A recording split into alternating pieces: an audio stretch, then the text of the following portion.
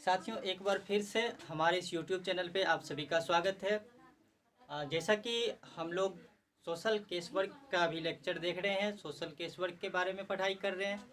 तो social case work के lecture के क्रम में अभी तक हम लोगों ने उसके मीनिंग, कॉन्सेप्ट, प्रिंसिपल, पर्पस, उसके बाद हमने उसके कंपोनेंट्स के बारे में देखा।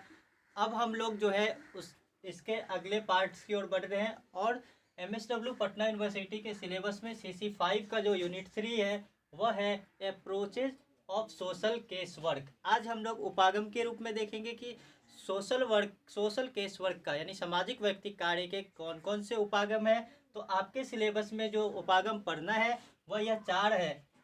एक है साइको सोशल अप्रोच पढ़ना है, उसके बाद साइको एनालिटिकल अप्रोच पढ़ना है, फिर फंक्शनल अप्रोच पढ़ना है, फिर बिहेवियरल मॉडिफिकेशन अप्रोच पढ़ना है। ठीक है, तो हम लोग एक एक करके इसको देखेंगे। इससे पहले मैं बता दूं कि इससे पहले जितने भी आप लोगों में से जितने भी इससे पहले वाले लेक्चर को नहीं देखे हैं तो कृपया उन्हें देख लें, फिर उसके बाद आप इस लेक्चर को देखें, ताकि आपको पहले सामाजिक व्यक्ति कार्य की जो अवधारणाएं हैं और उनका जो बेसिक चीज़ें हैं वो आपको पता चल सके।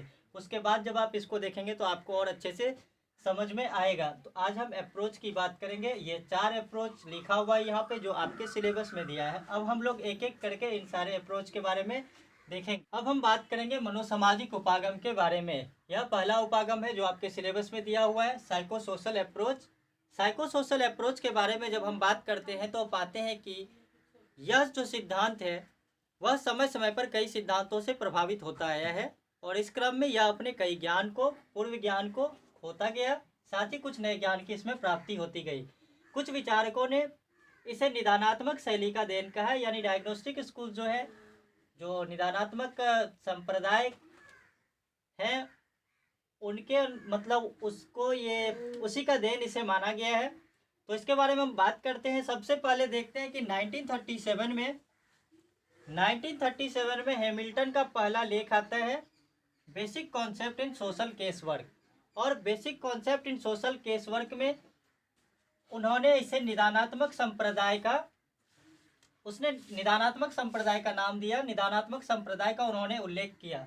ठीक है, अर्थात इस तरह के सिद्धांत में, इस तरह के उपागम में उन्होंने उल्लेख किया कि जब एक व्यक्तिक सामाजिक कार्यकर्ता अपने सेवार्थी की समस्या का समाधान कर रहा होता है तो वह सेवार्थी का संपूर्ण निदान करता है एवं मूल्यांकन करता है। ठीक है, वहीं पर फिर 1941 में गार्डन हैमिल्टन का ही दूसरा लेख आया, the underlying philosophy of social case work. और इसमें उन्होंने निदानात्मक संप्रदाय के साथ साथ कार्यात्मक संप्रदाय और मनोसामाजिक सिद्धांत का भी उल्लेख किया। तो अपने दूसरे लेख जो किया था the underlying philosophy of social case work में गार्डन हैमिल्टन ने, इसके अंतर्गत उन्होंने निदानात्मक संप्रदाय यानी डायग्नोस्टिक स्कूल्स, उसके बाद कार्यात्मक संप्रदाय यानी फंक्शनल जो अप्रोच है, और फिर साथ साथ साइको सोशल यानी मनोसामाजिक अप्रोच का उन्होंने उल्लेख किया। इसके अलावा हम जब फ्राइड का व्यक्तित्व व्यवस्था देखते हैं, उसमें उन्होंने सामाजिक, ये जो मनोसामाजिक सिद्धांत है उसका निरूपण किया था। साथियों, यह मनोसामाजिक उपागम जो है, इसके जन्मदाता के रूप में मैरी रिचमंड, गार्डन हैमिल्टन आदि जाने जाते हैं। प्रत्येक जो उपागम है उससे जुड़े हुए कुछ विचारक हैं, कुछ उसके आलोचक भी रहे हैं। तो यह जो मनोसामाजिक उपागम है उसके जन्मदाता के रूप में मैरी रिचमंड, गार्डन हैमिल्टन आदि जाने जाते हैं और इसे निदानात्मक शैली का सिद्धांत भी कहा जाता है। इसके अंतर्गत देखिए, इसके अंतर्गत क्या होता है, प्रत्यक्ष कार्य के साथ साथ अप्रत्यक्ष कार्य पर भी बल दिया जाता है। यानी कि हम सेवार्थी की मदद करते हैं, सेवार्थी की समस्या समाधान करते हैं, तो उस क्रम में सेवार्थी पर कार्य करने के साथ साथ हमें उसके परिवार, उसके समूह के साथ साथ समुदाय पर भी कार्य करने की जरूरत होती है। तो इससे संबंधित कुछ विचारकों ने जो अपना विचार दिया उसके बारे में हम जब देखते हैं तो पाते हैं कि हॉलिस ने इस पर अपना विचार देते हुए इसे सामाजिक व्यवस्था सिद्धांत उपागम, ठीक है, सामाजिक व्यवस्था सिद्धांत उपागम का ही एक रूप कहा, जिसके अंतर्गत संपूर्ण अंतःक्रियाओं का अध्ययन किया जाता है। यानी कि सेवार्थी की अंतःक्रिया के साथ साथ जो समाज है, उनका जो परिवार है, जो समूह है, जिस समुदाय से वह जुड़ा हुआ है, उनकी भी अंतः क्रियाओं का अध्ययन किया जाता है। दूसरा अगर हम देखते हैं टर्नर का, तो टर्नर ने भी यही कहा कि मनोसामाजिक चिकित्सा यानी कि जब हम सेवार्थी को मदद पहुंचाने का कार्य कर रहे होते हैं, उनकी समस्या समाधान का कार्य कर रहे होते हैं, तो उस क्रम में न सिर्फ सेवार्थी का मदद करते हैं बल्कि उसके साथ साथ परिवार, समूह आदि की चिकित्सा के लिए भी हम कार्य करते हैं, समुदाय के साथ प्रत्यक्ष रूप से कार्य करते हैं। यानी कि टर्नर का कहना है क्या कि जब हम मनोसामाजिक चिकित्सा कर रहे होते हैं किसका, उस सेवार्थी का, तो उस क्रम में हम सेवार्थी के साथ साथ परिवार, समूह के साथ साथ जब हम उसकी चिकित्सा कर रहे होते हैं तो हमें फिर समुदाय के साथ मिलकर भी काम करना होता है। नेक्स्ट देखिए बार्टलेट का। बार्टलेट का जो विचार है वह टर्नर से मिलता जुलता विचार है। उन्होंने भी यही कहा कि जब हम समस्या समाधान कर रहे होते हैं तो सेवार्थी के साथ साथ परिवार, समूह और समुदाय के साथ भी कार्य करना पड़ता है। यानी कि साथियों, यह जो मनोसामाजिक उपागम है, मनोसामाजिक उपागम का जो मूल सिद्धांत है वह यह है कि अगर कोई व्यक्ति समस्या से ग्रसित है तो निश्चित रूप से वह उस पर किसका किसका प्रभाव पड़ेगा, उस जिस परिवार में वह रह रहा है उसके भी कुछ कार्यों का प्रभाव पड़ता है, उसके बाद समूह का और साथ ही समुदाय का। तो इन सभी पर कार्य करने की ज़रूरत होती है, इन सभी के अंतः क्रियाओं को जानने की ज़रूरत होती है। हमने इससे पहले भी पढ़ा था, जब हम इससे पहले के लेक्चर में हमने कहा था कि पर्यावरणीय जोड़ तोड़, यानी कि पर्यावरण में भी कुछ ऐसे कार्य चल रहे होते हैं, कुछ अंतःक्रिया ऐसी होती है जिसका असर उस व्यक्ति पर पड़ता है, जिस कारण से वह अपनी समस्या से ग्रसित होता है। तो निश्चित रूप से यहाँ पर सेवार्थी की समस्या समाधान के क्रम में हम न सिर्फ सेवार्थी पर ध्यान देते हैं बल्कि उनके परिवार, उनके समूह और समुदाय के साथ भी कार्य करते हैं। यानी कि प्रत्यक्ष और अप्रत्यक्ष कार्य हम करते हैं। तो मुख्य जो बातें हैं मनोसामाजिक उपागम की, तो उस वह यही है कि सेवार्थी के साथ साथ क्या करना है, तो उसके परिवार, समूह और पूरे समुदाय के साथ भी हम प्रत्यक्ष रूप से कार्य करते हैं। तो यह था मनोसामाजिक उपागम। मनोसामाजिक उपागम यानी कि हम पूरे उससे जुड़े जितने भी चीज़ें, सारी अंतःक्रियाओं पर अपना ध्यान केंद्रित करते हैं और फिर उस पर कार्य करते हैं। तो सामाजिक व्यक्ति कार्य का यह उपागम प्रत्यक्ष कार्य के साथ साथ अप्रत्यक्ष कार्य पर भी बल देता है। नेक्स्ट हमारा है साइको एनालिटिकल अप्रोच यानी कि मनोविश्लेषणात्मक उपागम। इससे पहले हमने साइको सोशल अप्रोच के बारे में देखा। यह दूसरा उपागम जो है यह फ्राइड के व्यक्तित्व सिद्धांत पर आधारित है। किस पर? तो फ्राइड के व्यक्तित्व सिद्धांत पर आधारित है ये। और यहाँ पर जो होता है, जो व्यक्तित्व का विकास होता है उस क्रम में जो व्यक्तित्व विकास से संबंधित, व्यक्तित्व से संबंधित भिन्न भिन्न जो अंग होते हैं, जो भिन्न भिन्न बातें होती है, उसके बारे में इसमें अध्ययन किया जाता है। और किसी भी व्यक्ति के व्यक्तित्व विकास के क्रम में भिन्न भिन्न अंगों में संघर्ष होता है। व्यक्तित्व विकास के कई चरण होते हैं, प्रत्येक चरण में संघर्ष होता है। तो इस उपागम के अंतर्गत हम उसके बारे में बातें करते हैं। ठीक है, तो व्यक्तित्व विकास से संबंधित जो यह उपागम है जिसके बारे में मनोविश्लेषणात्मक उपागम, उसमें कहा गया है कि व्यक्तित्व के विकास में विभिन्न अंग आपस में संघर्ष करते हैं। और यह अंग कितने तरह का होता है? मुख्य रूप से अगर हम देखेंगे तो मनोविश्लेषणात्मक उपागम के अंतर्गत मनोविश्लेषण के 3 अंग होते हैं। ये 3 अंग क्या है? पहला, व्यक्तित्व का संगठन। दूसरा होता है व्यक्तित्व की गतिशीलता। और तीसरा होता है व्यक्तित्व विकास, यानी ईगो और सुपर ईगो। तो मनोविश्लेषण के ये 3 अंग होते हैं। तो व्यक्तित्व विकास के क्रम में विभिन्न अंग आपस में संघर्ष करते हैं। और जो व्यक्तित्व की जो स्थिति संरचना होती है, ईद, अहम और पराहम के रूप में जाना जाता है यहाँ पर। तो ईद, अहम और पराहम को, यानी इदम, अहम और पराहम, ये व्यक्तित्व की स्थिति संरचना के रूप में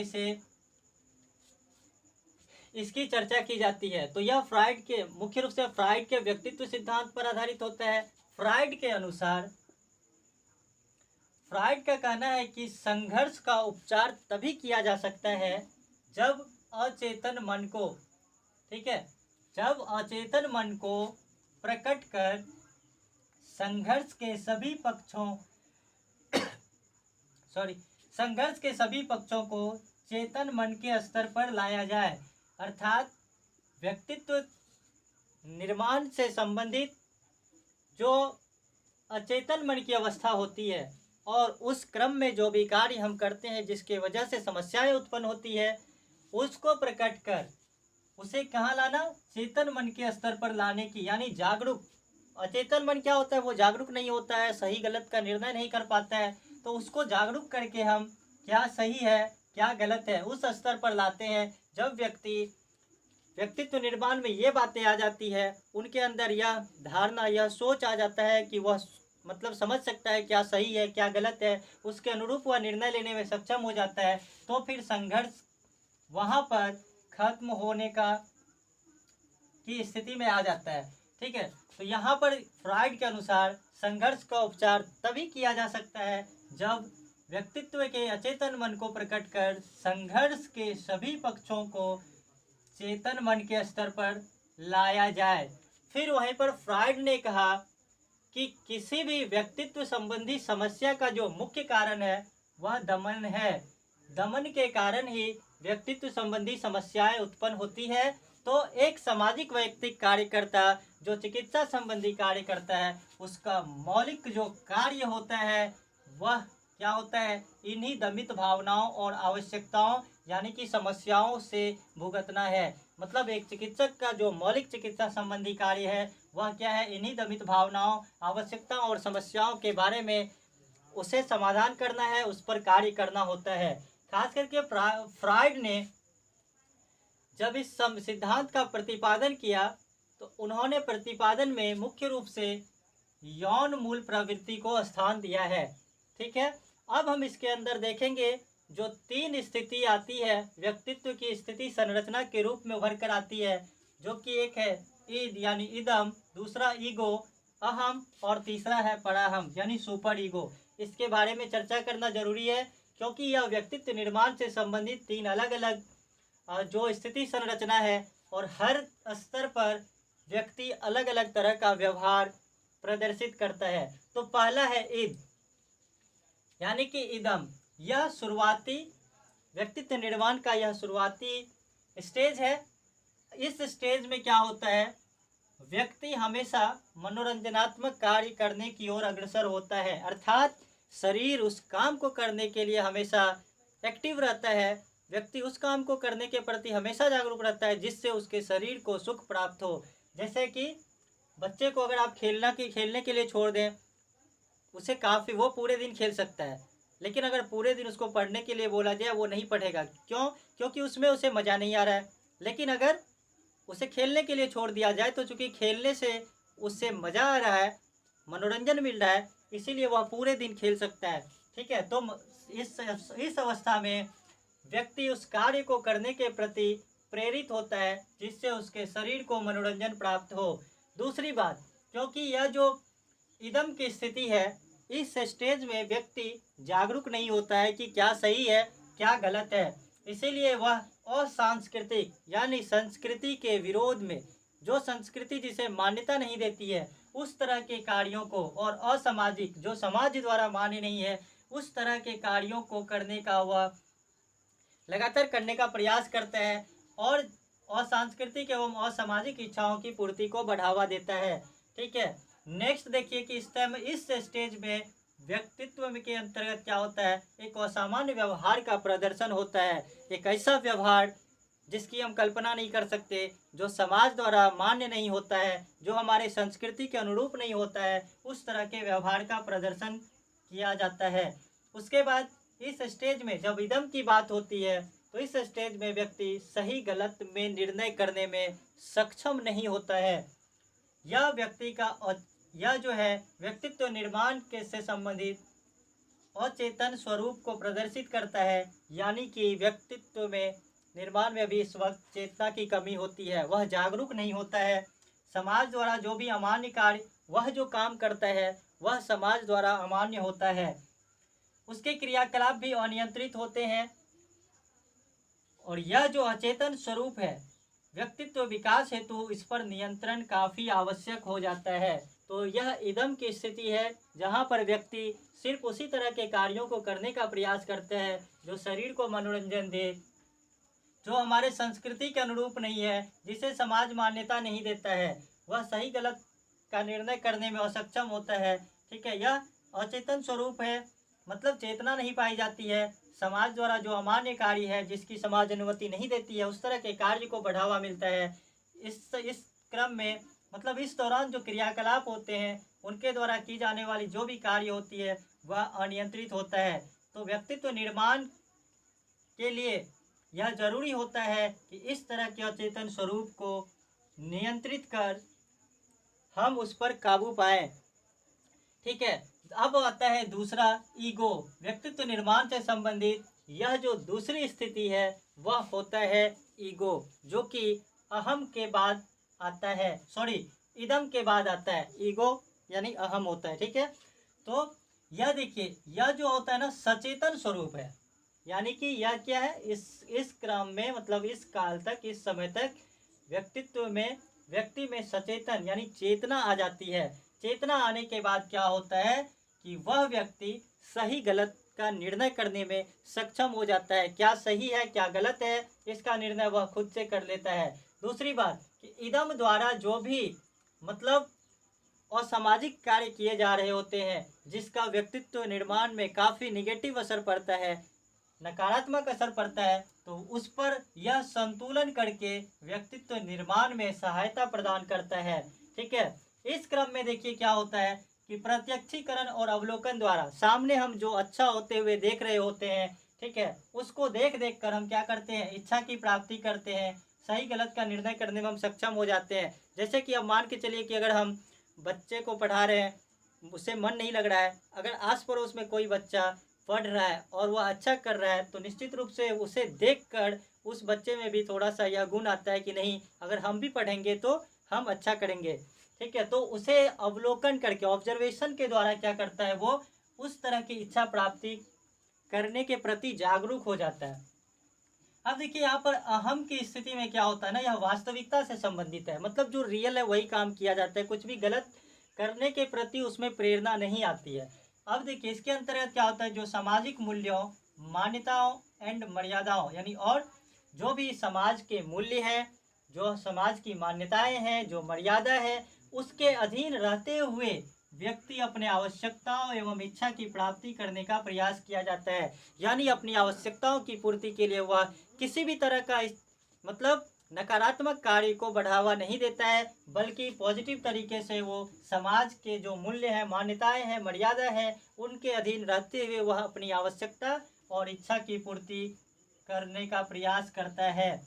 अब देखिए अहम के अंतर्गत यह काफ़ी, मतलब एक अच्छा स्टेज इसको माना जाता है, क्योंकि इदम के द्वारा जो असंतुलन या फिर समाज में असमायोजन की स्थिति उत्पन्न होती है, और इसके बाद का जो स्टेज है पराहम की भी मात्रा बढ़ जाने से असमायोजन की स्थिति उत्पन्न होती है। तो इन दोनों को नियंत्रित करने में अहम सहायक होता है। ठीक है, तो इदम और पराहम को नियंत्रित कर संतुलित समायोजन स्थापित करने में सहायक होता है, साथ ही यह संघर्ष खत्म करने का प्रयास करता है। तो इस प्रकार से जो ईगो होता है, इसीलिए अहम सामाजिक व्यक्तिक कार्य या फिर समाज कार्य के किसी भी प्रणाली के अंतर्गत अहम क्षमता का विकास किया जाता है, क्योंकि अहम क्षमता हमें अपने संस्कृति के अनुरूप, अपने समाज की मूल्य मान्यताओं मर्यादाओं के अनुरूप रहकर काम करने के प्रति जागरूक करता है। तीसरा स्टेज है सुपर ईगो, यानी कि पराहम। तो पराहम जो होता है, देखिए कह रहा है कि यह आदर्श, नैतिकता और आध्यात्मिकता पर आधारित एक शक्ति है जो कि व्यक्तित्व में पाया जाता है। जब व्यक्ति पराहम की स्थिति में आता है, व्यक्तित्व निर्माण की स्थिति में जब पराहम की बात आती है, तो वहाँ पर वह मतलब काफ़ी मैच्योर हो जाता है। ठीक है, तो मेनली अब कह रहा है कि यह नैतिकता पर आधारित, फिर वह अच्छे से समझ सकता है कि क्या सही है क्या गलत है। ठीक है, और आध्यात्मिकता पर आधारित यह व्यक्तित्व की एक शक्ति है, जिसके अंतर्गत क्या होता है कि व्यक्ति आदर्शों एवं मूल्यों का प्रतिनिधित्व करता है। मतलब जो हमारे मूल्य हैं, जो हमारे आदर्श हमारे समाज के लिए, हमारे परिवार के लिए, हमारे समूह के लिए, ठीक है, वहाँ पर क्या होता है, उसका प्रतिनिधित्व करने में वह सक्षम हो पाता है। दूसरी बात, पराहम के अंतर्गत हम पाते हैं कि इदम के द्वारा जो भी असामाजिक कार्य को बढ़ावा मिल रहा होता है, तो पराहम में हम क्या करते हैं, उस इच्छा पर नियंत्रण करने का प्रयास करते हैं, मतलब नियंत्रण करने में सफल हो पाते हैं। ठीक है, तो इसीलिए हम जब इदम के द्वारा समाज द्वारा अमान्य व्यवहार पर बढ़ावा मिलता है, तो पराहम के अंतर्गत क्या होता है, उस पर रोक लगाया जाता है, उस पर आसानी से रोक लगाया जाता है। नेक्स्ट देखिए क्या है कि जब पराहम की स्थिति बढ़ जाती है, देखिए जब पराहम काफ़ी शक्तिशाली हो जाता है, मतलब बहुत ज़्यादा मात्रा हो जाती है पराहम की, तो वह फिर वास्तविकता से दूर हटने लगता है। यानी कि कोई व्यक्ति जब मतलब काफ़ी ज़्यादा मैच्योर हो जाता है, तो वह धीरे धीरे आदर्शवादी हो जाता है और फिर वह वास्तविकता से उसकी दूरी बढ़ जाती है। तो इस तरह से जब पराहम की मात्रा बढ़ने लगती है, तो फिर वहाँ भी समस्याएं उत्पन्न होने लगती है। जब पराहम की मात्रा बढ़ती है, तो फिर सामाजिक असमायोजन की स्थिति उत्पन्न हो जाती है।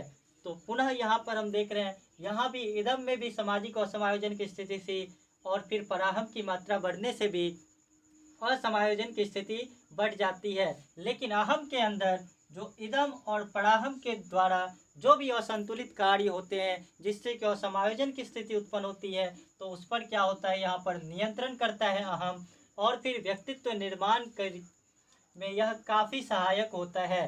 तो यह मनोविश्लेषणात्मक कार्य जो होता है, यह व्यक्तित्व सिद्धांत पर आधारित है। व्यक्तित्व निर्माण से संबंधित जितने भी अंग हैं और जो संघर्ष होता है, उसके बारे में यह अध्ययन करता है। उस पर मतलब व्यक्तित्व का एक व्यक्तित्व की किस तरह से निर्माण की जाए, ताकि वह व्यक्ति समाज के लिए आदर्श बने, समाज की जो मूल्य मान्यता और मर्यादा है उसको ध्यान में रखते हुए कार्य करे। ठीक है, तो इसके बारे में इस पर इसके अंतर्गत बातें की जाती है। तो यह था psycho analytical approach of social case work, जो कि फ्राइड के व्यक्तित्व सिद्धांत पर आधारित था। अब नेक्स्ट है फंक्शनल अप्रोच। साथियों, अब जो हमारा तीसरा अप्रोच है वह है फंक्शनल अप्रोच, यानी कि प्रकार्यात्मक उपागम, प्रकार्यात्मक संप्रदाय। ये अलग अलग संप्रदाय के रूप में देखिए बटा हुआ, जो भी हम अभी तक पढ़े हैं सबके अलग अलग विचारक रहे हैं, अलग अलग उसके जो भी फॉलोअर जो बोलिए जिन्होंने दिया। तो इससे पहले हमने देखा था साइको सोशल अप्रोच और साइको एनालिटिकल अप्रोच, और यहाँ पर हम देख रहे हैं फंक्शनल अप्रोच के बारे में। यह जो अप्रोच है वह ऑटो रैंक के व्यक्तित्व विकास संबंधी विचारधारा पर आधारित है। इस संप्रदाय का यानी फंक्शनल अप्रोच जो है उसके प्रतिपादक के रूप में ऑटो रैंक जाने जाते हैं। इसके साथ ही टेफ्ट, वर्जीनिया, रॉबिन्सन आदि जो है, जो भी समाज मनोवैज्ञानिक हैं, वह इसके समर्थक रहे हैं इस संप्रदाय के। तो ऑटो रैंक के जो यह उनके द्वारा जो इस संप्रदाय का प्रतिपादन किया गया, वह यह मानता है कि प्रत्येक व्यक्ति में जो व्यक्तिकरण की इच्छा होती है वह जन्मजात होती है। प्रत्येक व्यक्ति जन्म से ही, जैसे ही वह जन्म लेता है, जैसे बालक कोई बच्चा जब जन्म लेता है तो वह वहीं से अपने आप वह बहुत सारी चीज़ों को सीखने लगता है। इसलिए प्रत्येक व्यक्ति में जो होता है व्यक्तिकरण की इच्छा जन्मजात होती है। अर्थात जब एक बच्चा जन्म लेता है तो वह वहीं से, जब उसे कोई नहीं भी सिखाता है तो बहुत सारी चीज़ों को वह सीखने लगता है, दूसरों को देखकर, सुनकर। तो इससे स्पष्ट होता है कि उनमें व्यक्तिकरण की इच्छा जन्मजात होती है। और उन्होंने यह बताया कि जो इस संप्रदाय के अंतर्गत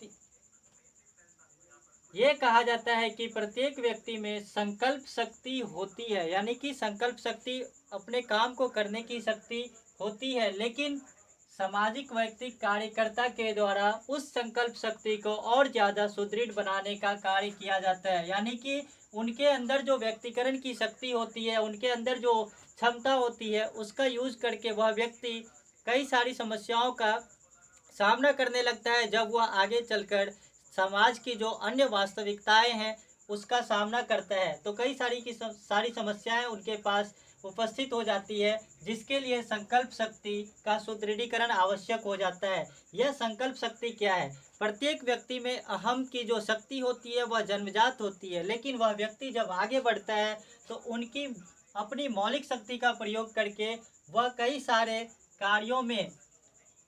कार्यों में क्या होता है, उनके पास कठिनाइयाँ उपस्थित हो जाती है, जिसके कारण उनके मौलिक शक्ति में विकास लाने वाली जो शक्ति होती है वह संकल्प शक्ति होता है। तो इस संकल्प शक्ति का सुदृढ़ीकरण के द्वारा एक कार्यकर्ता क्या करता है, सेवार्थी की सहायता करता है, और इस संकल्प शक्ति के प्रयोगवश सेवार्थी अपनी समस्या का समाधान स्वयं कर लेता है। तो इस संप्रदाय के जो विचारक हैं उनका मानना है कि व्यक्तिकरण एवं स्वायत्तता की जन्मजात प्रवृत्ति होती है किसी भी व्यक्ति में, ठीक है, और किसी भी व्यक्ति में जो है मानव संबंधों के उपयोग की पूर्ण क्षमता होती है। वह उस अपने अनुसार जितनी उनकी क्षमता होती है उस अनुसार वह या अपने संबंधों का उपयोग करता है। देखिए यहाँ पर संस्था क्या करती है, तो संस्था विशिष्ट अनुभव प्रदान करती है, यानी कि उनकी जो क्षमता है मानव संबंधों को निभाने की, उनकी जो क्षमता है उसके द्वारा जब वह व्यक्ति कुछ कार्यों को करने के क्रम में जब वह उस क्षमता का प्रयोग करने के बावजूद कठिनाइयों में फंसता है, उनके पास समस्याएं उत्पन्न होती है, तो ऐसी स्थिति में वह क्या होता है, मनोसामाजिक समस्याओं से, मानसिक समस्याओं से ग्रसित होता है। तो यहाँ पर संस्था क्या करती है, संस्था या फिर कहिए सामाजिक कार्यकर्ता जो है, वैयक्तिक कार्यकर्ता, वह उन्हें विशिष्ट अनुभव प्रदान करती है, ताकि उस अनुभव का प्रयोग करने के बाद वह सेवार्थी अपनी समस्या का समाधान कर ले। यहाँ पर क्या होता है कि देखिए इस संप्रदाय के जो विचारक हैं उनका मानना है कि मनोअहम का विकास जैविकीय अहम से होता है। जैसा कि मैंने भी कहा कि प्रत्येक व्यक्ति जब जन्म लेता है तो वहीं से वह बहुत सारी चीज़ों को अपने आप सीखने लगता है, लेकिन आगे बढ़कर जब वह बड़ा होता है, धीरे धीरे जब समाज की अन्य वास्तविकताएं उनके सामने आती है, अन्य बहुत सारे कार्यों को निभाने की बारी आती है, तब वहाँ पर व्यक्ति कई तरह की समस्याओं से ग्रसित होता है, जो बाद में मानसिक समस्या का रूप ले लेता है। ठीक है, तो यहाँ पर क्या होता है, देखिए इसके अंतर्गत क्या होता है, जो प्रत्येक व्यक्ति में व्यक्तित्व और सामाजिक शक्ति जो पहले से होता है वह क्या होता है, अव्यक्त होता है, असंगठित होता है, अवरोधित होता है, भ्रमित होता है, यानी भ्रम की स्थिति में ला देता है। कहने का मतलब कि यह जो संप्रदाय है वह मानता है कि व्यक्ति में समस्या समाधान करने की पूर्ण क्षमता होती है, लेकिन व्यक्ति उसे व्यक्त करने में सफल नहीं हो पाता है। व्यक्ति जब उसका प्रयोग करता है अव्यक्त तरीके से, तो ऐसे में क्या होता है, वह अवरोध पैदा करता है, उसके सामने अवरोध पैदा हो जाता है, वह संगठित तरीके से उसका प्रयोग नहीं कर पाता है, भ्रम की स्थिति उत्पन्न हो जाती है। तो व्यक्तित्व एवं सामाजिक शक्ति जो होती है उसके अंदर वह अव्यक्त होती है, उसे व्यक्त करने में वह कठिनाइयों का सामना महसूस करता है, असंगठित होता है, उसके सामने अवरोध पैदा होती है और उसके प्रयोग से वह भ्रम की स्थिति में आ जाता है, जिससे कि मानसिक समस्याओं से वह ग्रसित होने लगता है। तो सेवार्थी यहाँ पर क्या करता है, सेवार्थी उनकी इसी अव्यक्त शक्तियों को किस तरीके से व्यक्त किया जाए, एक सही तरीके से कैसे उसे व्यक्त किया जाए ताकि वह अपनी समस्या का समाधान करने में सक्षम हो, तो सेवार्थी इसी के लिए क्या करती है, उसे सहायता करती है और उसमें अहम क्षमता का विकास करती है। देखिए यहाँ पर क्या होता है, सेवार्थी जो होता है स्वयं अपने व्यवहार एवं कार्यों के प्रति उत्तरदायित्व ग्रहण करता है, यानी कि सेवार्थी के द्वारा ही समस्या का समाधान करवाया जाता है। कार्यकर्ता क्या करता है, सिर्फ उसे विशिष्ट अनुभव प्रदान करता है और उस विशिष्ट अनुभव के माध्यम से वह सेवार्थी के द्वारा ही समस्या का समाधान ग्रहण करता है। यहाँ पर सेवार्थी को पूरी तरह से छूट दी जाती है कि वह अपने आप खुद से निर्णय ले अपने समस्या समाधान में। तो यहाँ पर देखिए कि समस्या समाधान की शक्ति सेवार्थी में निहित होती है। तो ये अभी हमने आगे भी इससे पहले भी बोला है। और देखिए यहाँ पर सेवार्थी की अव्यक्त शक्ति का विकास किया जाता है, यानी कि शक्ति उसके अंदर है लेकिन वह उसे व्यक्त करने में सक्षम नहीं है, व्यक्त करने में सफल नहीं हो पा रहा है। तो इस संप्रदाय के विचारकों का मानना है कि सामाजिक व्यक्ति कार्यकर्ता जो है उनकी अव्यक्त शक्ति का विकास करता है। समस्या समाधान की शक्ति जो है वह सेवार्थी में निहित होती है। प्रत्येक व्यक्ति सक्षम होता है अपनी समस्या के समाधान में, ऐसा मानना है इस संप्रदाय का। अब देखिए यहाँ पर 4 अंग की बात की गई है। जो इस संप्रदाय है प्रकार्यात्मक संप्रदाय, प्रकार्यात्मक उपागम, इसके 4 अंग हैं। पहला क्या है? मिलन, ठीक है, यूनियन यहाँ पे है। इसमें क्या होता है? व्यक्ति को संकलित कर एकता लाया जाता है, ठीक है। व्यक्ति जो अपने आप को समाज की मुख्यधारा से जो विमुख हो चुके हैं, समाज की मुख्यधारा से पिछड़ गए हैं, तो वहाँ पर क्या करता है? उनमें एकता लाने का प्रयास करता है। और संगठित हो चुका है वो, उसको संगठित करने का प्रयास करता है और इकट्ठा करने का प्रयास करता है, ठीक है। दूसरा क्या है? पृथक्करण है। उसके बाद प्रक्षेपण है। प्रक्षेपण के अंतर्गत क्या होता है कि वह व्यक्ति दूसरे पर आरोप लगाना शुरू कर देता है। समस्याएं उनकी होती है, लेकिन उसके लिए वह क्या करता है? दूसरे पर आरोप लगाना शुरू कर देता है। लेकिन यहाँ भी जब वह दूसरे पर आरोप लगाता है तो सामाजिक व्यक्ति कार्यकर्ता उसको मतलब निगेटिव तरीके से नहीं देखता है, बल्कि वह यह जो आरोप लगाया जा रहा है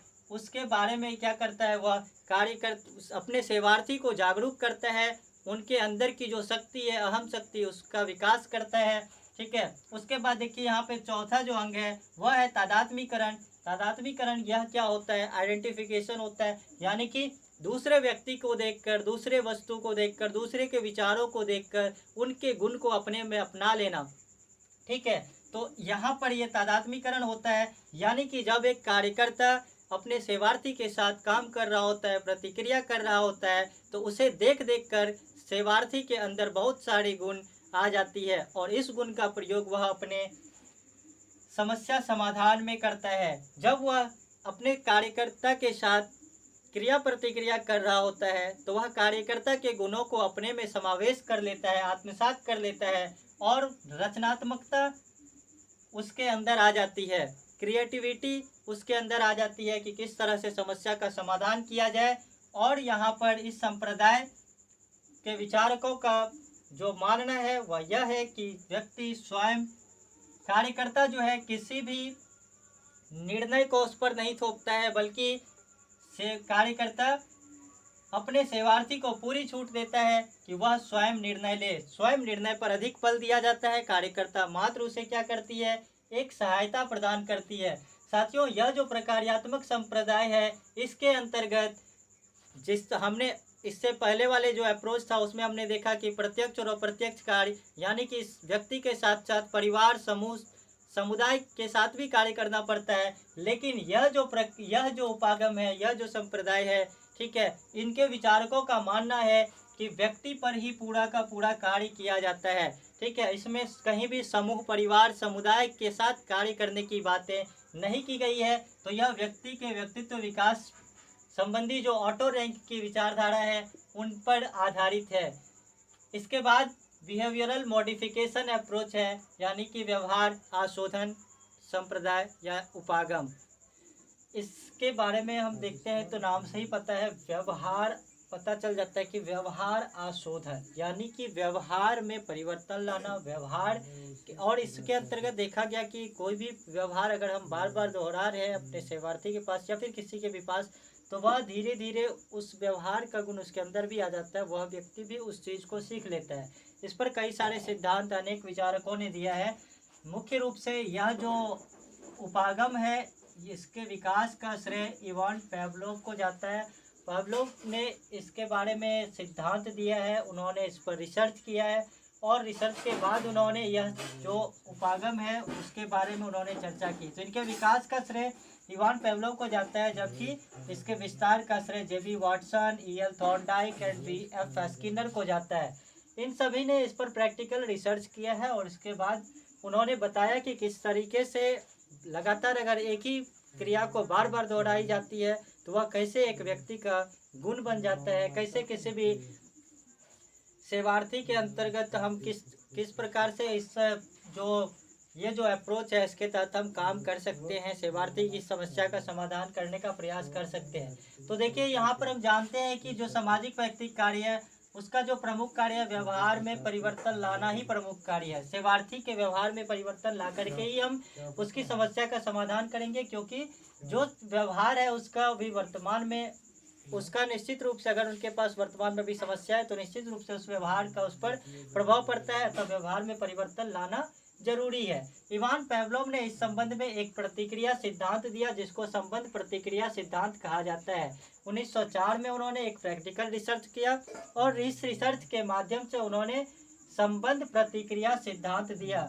और उनके अनुसार क्या है कि संबंध प्रतिक्रिया के द्वारा सीखने की क्रिया के बहुत से रूपों की व्याख्या की जा सकती है।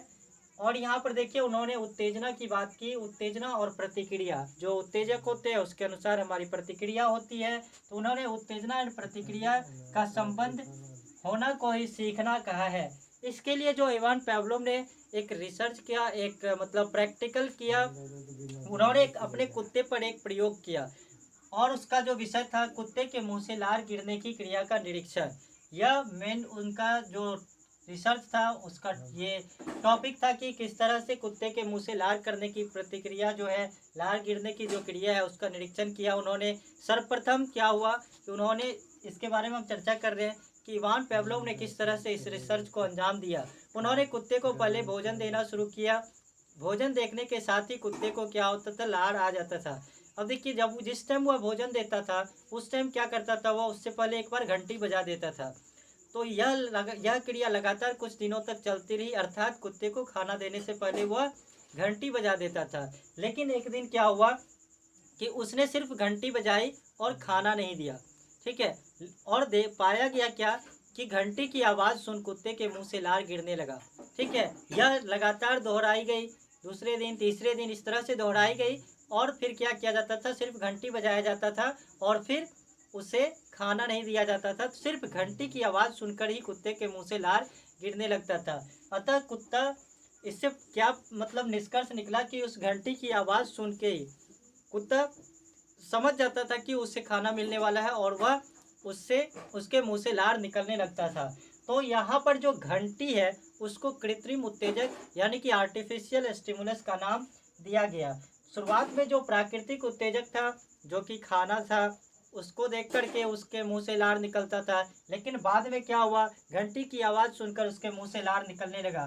तो इस प्रकार से इसी क्रिया प्रतिक्रिया के माध्यम से जो नई सीख उस कुत्ते के व्यवहार में जो परिवर्तन आया उसे ही सीखना कहा जाता है। अर्थात सीखने की एक प्रक्रिया इसी प्रकार की संबद्धता है जहाँ प्रक्रिया प्राकृतिक उत्तेजक यानी जो खाना था, ठीक है, से भिन्न किसी कृत्रिम उत्तेजक यानी कि घंटी की आवाज़ सुन करके ही वह उस कुत्ते के मुंह से लार निकलने लगता था, तो कृत्रिम उत्तेजक से उत्पन्न होने लगे। तो जब कह रहा है कि कोई भी प्रक्रिया प्राकृतिक उत्तेजक से भिन्न किसी कृत्रिम उत्तेजक से उत्पन्न होने लगे, तो वहाँ पर क्या होता है, एक नए व्यवहार देखने को पाया जाता है। तो यह जो है मतलब इवान पेवलोव का यह रिसर्च है, इसके आधार पर उन्होंने संबंध प्रतिक्रिया सिद्धांत दिया। तो इस प्रकार हम इसमें देखते हैं कि इवान पेवलोव का कहना है कि अगर कोई क्रिया लगातार दोहराई जा रही है तो निश्चित रूप से उसका असर, उसका गुण मतलब सामने वाले जो है सेवार्थी के अंदर, उसके अंदर देखा जाता है। तो जब एक सामाजिक कार्यकर्ता अपने सेवार्थी के साथ क्रिया प्रतिक्रिया करता है तो उस वक्त क्या होता है, सेवार्थी के अंदर एक नए रचनात्मक गुणों का विकास होता है, जिसके माध्यम से सेवार्थी अपने समस्या के समाधान के प्रति वह सक्षम हो पाता है। इसके बाद देखेंगे ईएल थॉर्नडाइक का भी रिसर्च है, अब हम उसके बारे में भी देखेंगे। साथियों, ईएल थॉर्नडाइक ने सीखने के नियमों की कुछ नियमों की चर्चा की और उन्होंने 3 नियमों का उल्लेख किया। ये 3 जो नियम है वह है लॉ ऑफ रेडीनेस यानी तात्पर्यता का नियम, दूसरा है लॉ ऑफ एक्सरसाइज यानी अभ्यास का नियम, और तीसरा है लॉ ऑफ इफेक्ट यानी कि प्रभाव का नियम। उन्होंने इन नियमों का उल्लेख करते हुए बताया कि किस तरह से इन प्रभाव की वजह से व्यक्ति के मतलब व्यवहार में परिवर्तन होता है।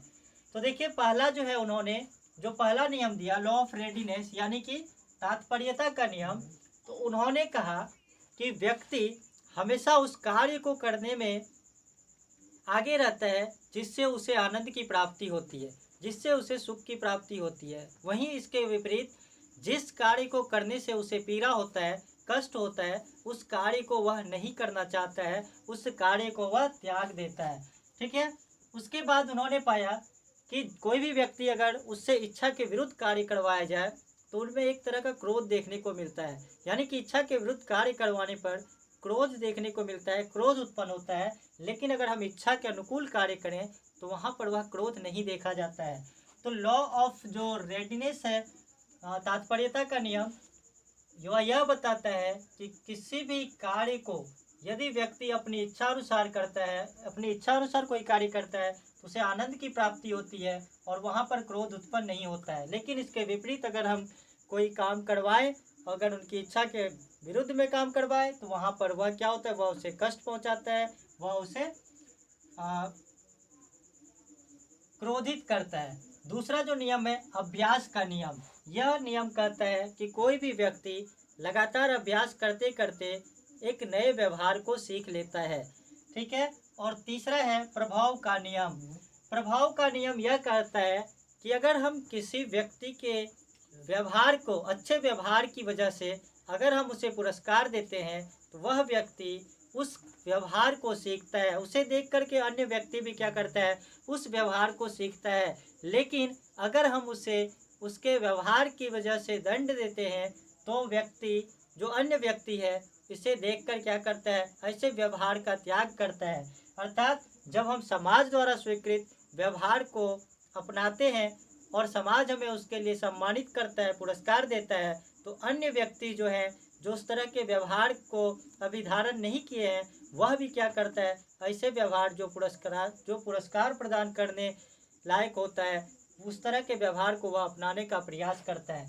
साथ ही इसमें क्या होता है कि जो व्यवहार हमें पीड़ा देता है उस व्यवहार को हम क्या करते हैं, त्याग देते हैं। उस तरह के कार्य जो पीड़ाजनक परिणाम देता है उसे हम त्याग देते हैं। और साथ ही ऐसे कार्य जिससे हमें संतोषप्रद परिणाम मिलता है, हमें पुरस्कार दिया जाता है, तो वैसे कार्य को हम अपनाते हैं।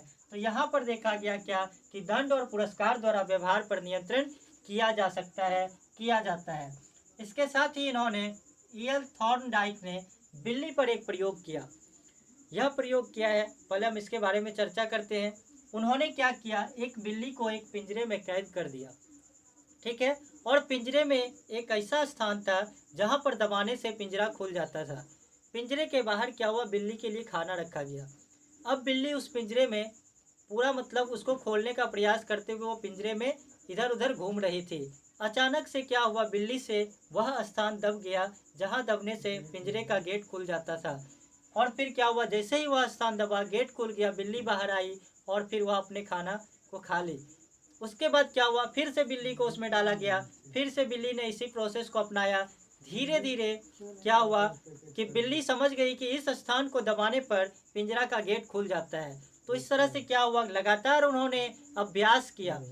अभ्यास करते करते करते करते उन्होंने क्या हुआ, वह समझ गई कि इस स्थान को ही दबाने पर गेट खुल जाता है। तो वह क्या करती थी, डायरेक्ट जाकर के उसी स्थान को दबाती थी। इस तरह से जो अभ्यास का नियम है उन्होंने मतलब प्रूफ कर दिया कि किस तरह से मतलब लगातार अभ्यास करते करते करते करते यह उसके व्यवहार का एक पार्ट बन गया। ठीक है। तो उन्होंने बिल्ली पर अनुप्रयोग करके यह सिद्ध कर दिया। अब देखिए यहाँ पर जो एक और है, जो है जेबी वाटसन। इन्होंने भी एक प्रयोग किया और इन्होंने भी बताया कि कैसे अगर हम कोई भी क्रिया लगातार दोहराते हैं तो वह व्यक्ति के व्यवहार का एक अंग बन जाता है। इन्होंने 11 साल के एक बच्चे पर एक प्रयोग किया।